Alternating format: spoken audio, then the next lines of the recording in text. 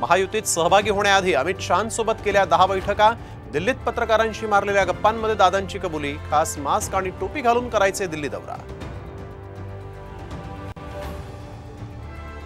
एकनाथ शिंदेही दिवंगत काँग्रेसचे नेते अहमद पटेलांना वेश बदलून भेटायचे, अजित पवारांच्या कबुलीवरून संजय राऊतांचा गौप्यस्फोट।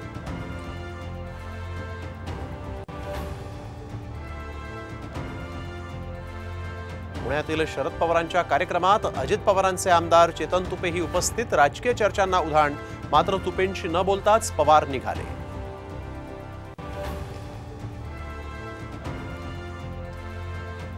राज ठाकरे पुण्याच्या दौऱ्यावर, पूरग्रस्त भागाची केली पाहणी, नागरिकांनी राज ठाकरेंसमोर मांडल्या व्यथा।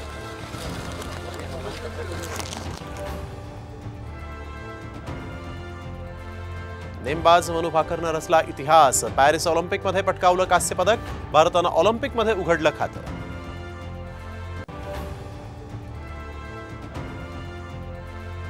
आणि सांगलीत कृष्णेच्या पाणी पातळीतली वाढ मंदावली, मात्र सखल भागांमध्ये अजूनही पाणी।